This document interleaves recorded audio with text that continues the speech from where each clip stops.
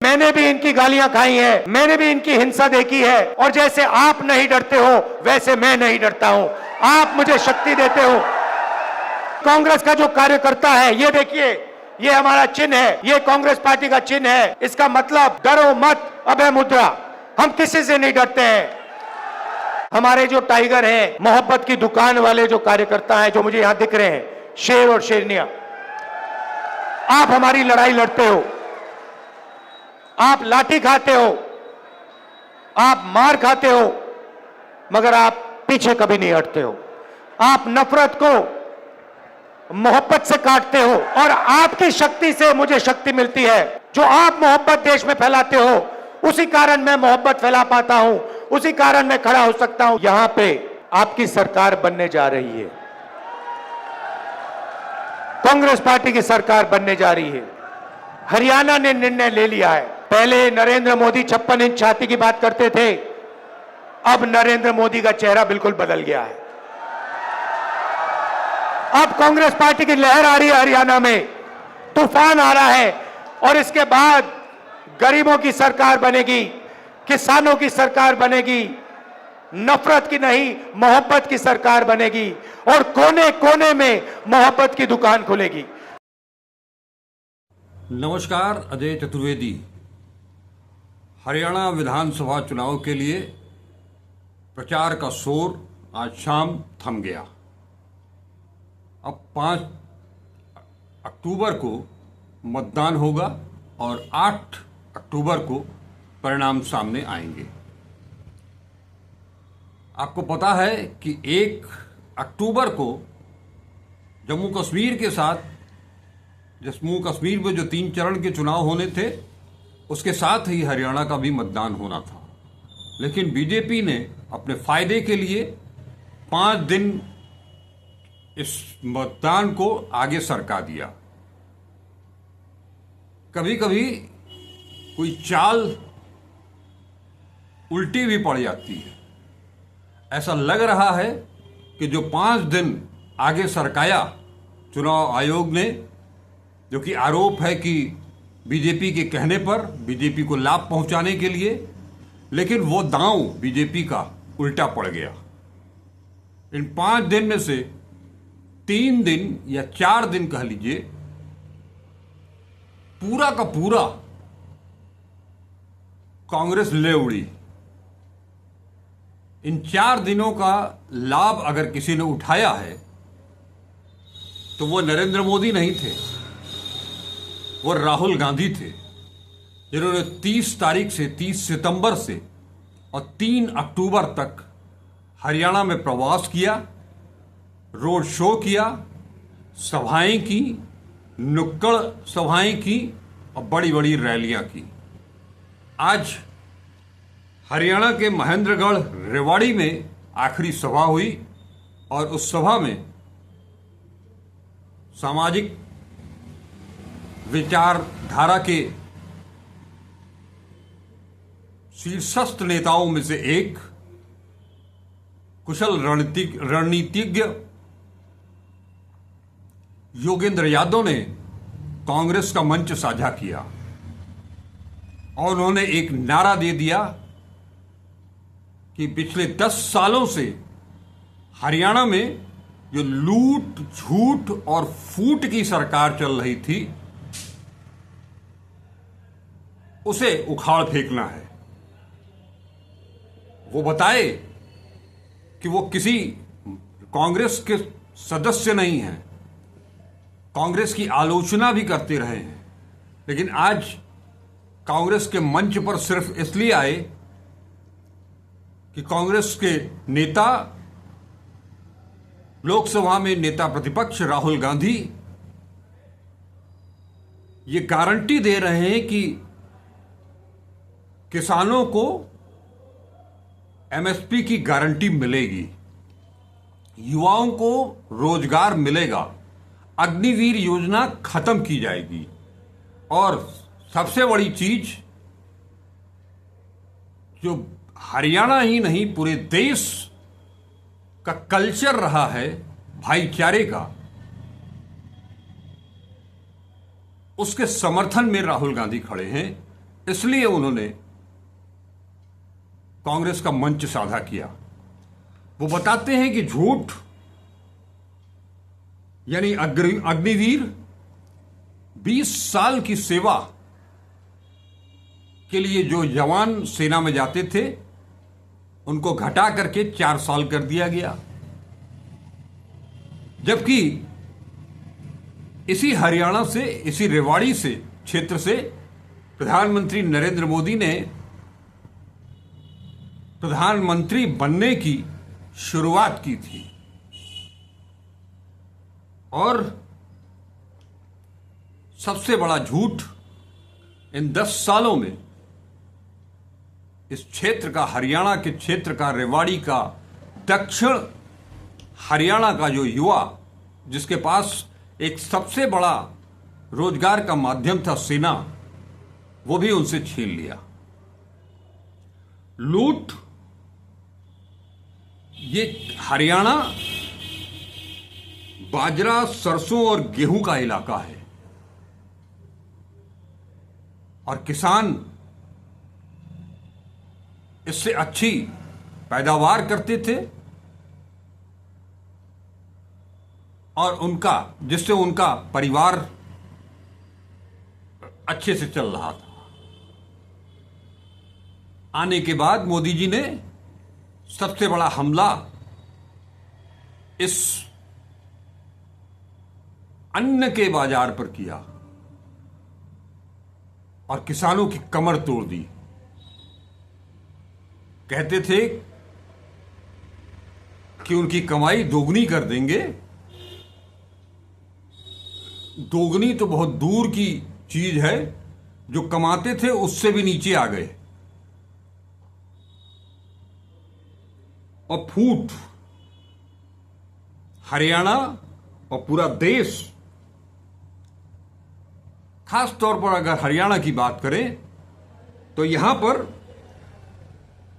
ये जाट बहुल क्षेत्र, 36 बिरादरियों का ये क्षेत्र हरियाणा, जिसको कि 35 और 1 के कॉम्बिनेशन में बदल दिया। जबरदस्त खेल खेला उन्होंने। उत्तर प्रदेश पुलिस को भी, उत्तर प्रदेश सरकार को भी लपेटा और कहा कि यहां जितने लोग हैं उपस्थित, वो केवल किसी युवा से वीडियो क्लिप देख लें, मंगेश यादव कौन था, यूपी पुलिस ने उनकी हत्या की तो क्यों की। बीजेपी सरकार हरियाणा में जाट वर्सेस अदर्स की फूट, वहीं बिहार चले जाइए, यूपी चले जाइए, तो वहां पर यादवों को भड़काया जा रहा है। अब राजशाही जो है उसे खत्म करने का समय आ गया है और यहां जो दक्षिण हरियाणा से अहीरवाल, वो खत्म करेंगे। राजशाही का खात्मा होना है। चंद शब्दों के साथ उन्होंने अपनी बातों को विराम दिया, लेकिन एक नारा पब्लिक से सवाल भी किए और उन्हें बताया कि वो पहले कभी भविष्यवाणी किया करते थे चुनावों की, तो आज भी लोग उनसे पूछते हैं। तो वो हरियाणा के बारे में वो जब उनसे मीडिया ने पहले पूछा तो उन्होंने बताया कि कांग्रेस की हवा है, उसकी बहुमत की सरकार आएगी। फिर कुछ दिनों के बाद लोगों ने पूछा तो बताया कि कांग्रेस की आंधी आएगी और अब ऐसा लगता है कि कांग्रेस की सुनामी आएगी। वहीं बजरंग पुनिया ने अपनी आप बीती बताई और कांग्रेस ज्वाइन करने के पीछे के कारण बताए और बताया कि कांग्रेस ही एक पार्टी है जो लोगों को जोड़ती है। हम खिलाड़ी हैं और खिलाड़ी नफरत नहीं, मोहब्बत करता है। तोड़ने वाला खिलाड़ी नहीं होता है, जोड़ने वाला होता है।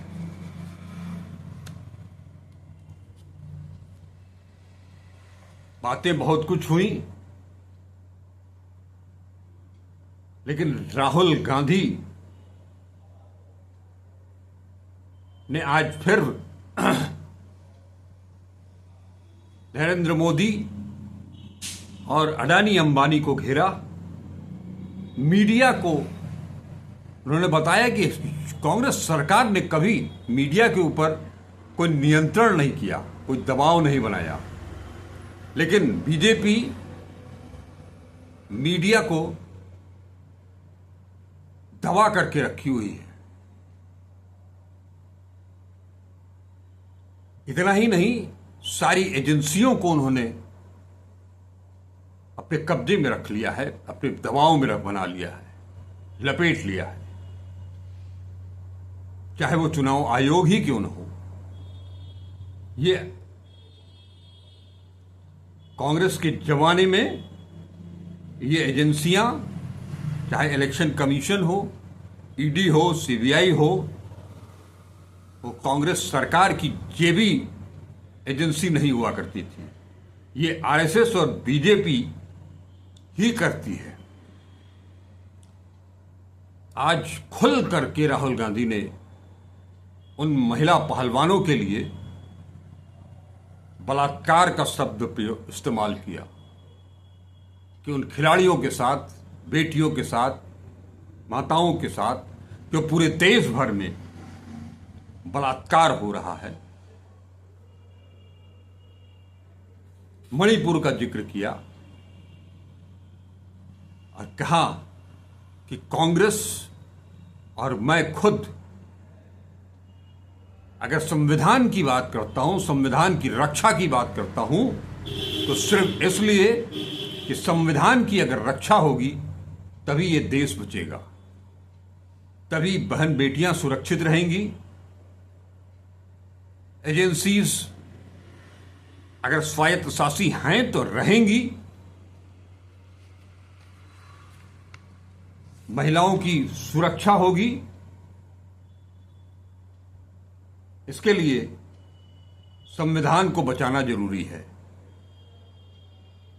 जबकि बीजेपी और आरएसएस और नरेंद्र मोदी लगातार संविधान पर आक्रमण कर रहे हैं।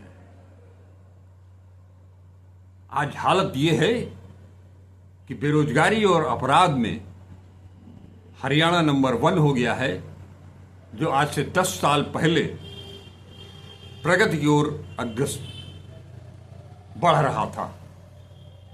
आज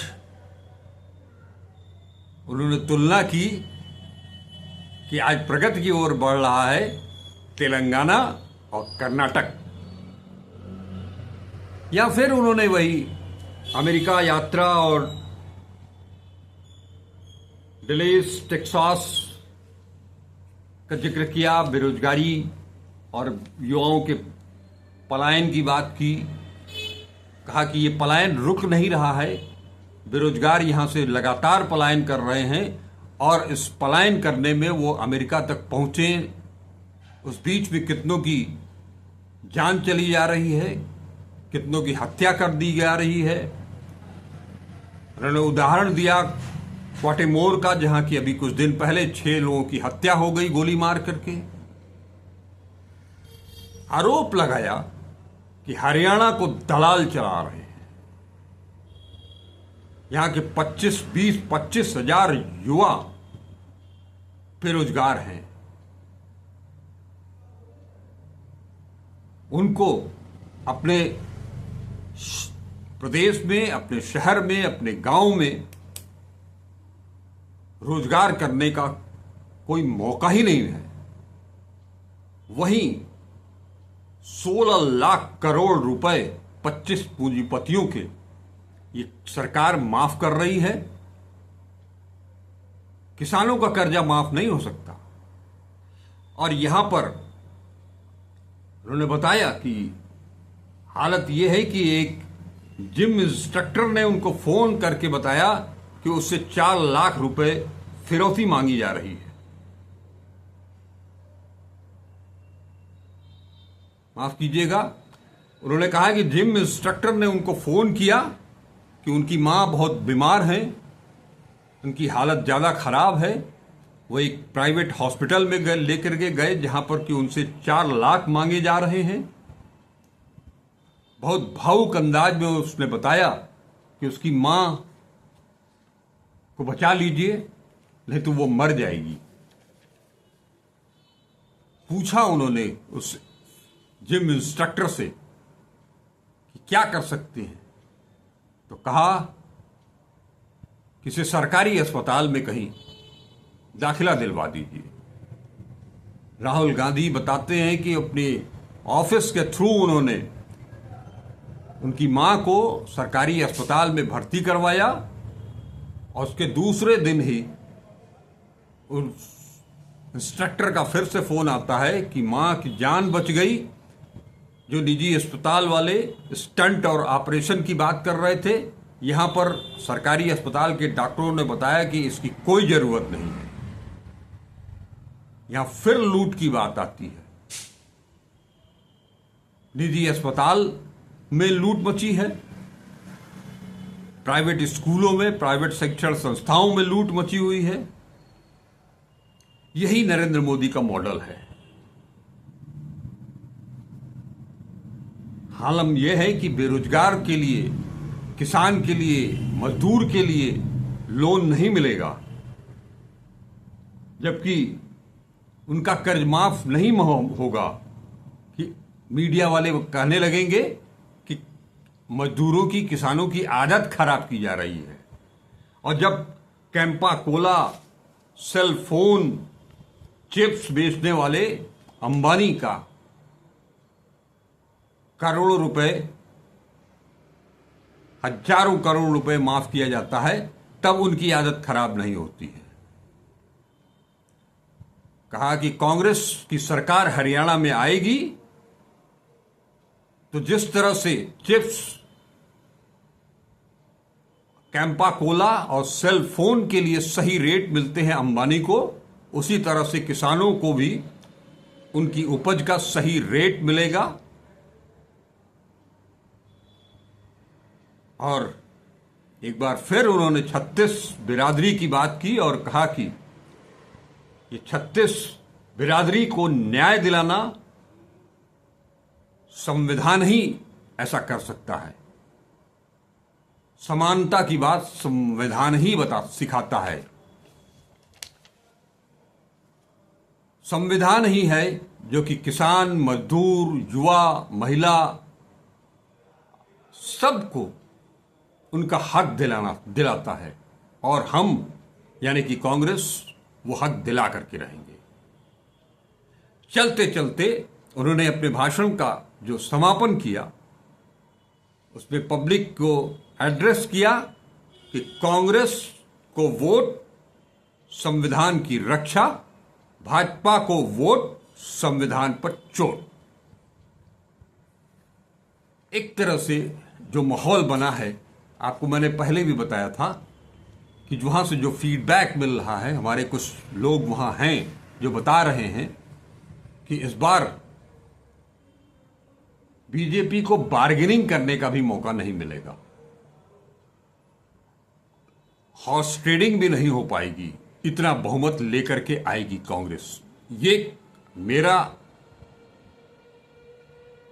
कहना नहीं है, हरियाणा की पब्लिक का कहना है।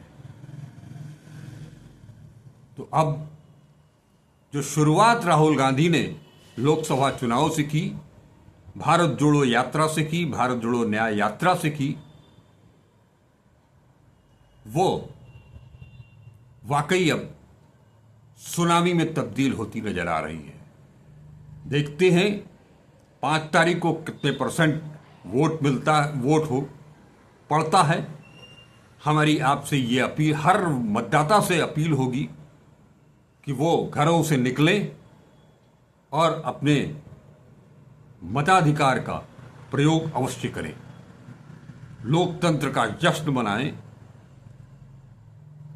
हमारी भी नज़र बनी हुई है, 8 तारीख तक बनी रहेगी हरियाणा चुनाव को लेकर के। हम आपसे रोज रूबरू होते रहेंगे, बस आप हमारे साथ बने रहें। वीडियो को लाइक करें, शेयर करें और अब तक अगर सब्सक्राइब नहीं किया है तो उसे सब्सक्राइब जरूर करें। नमस्कार, अजय चतुर्वेदी।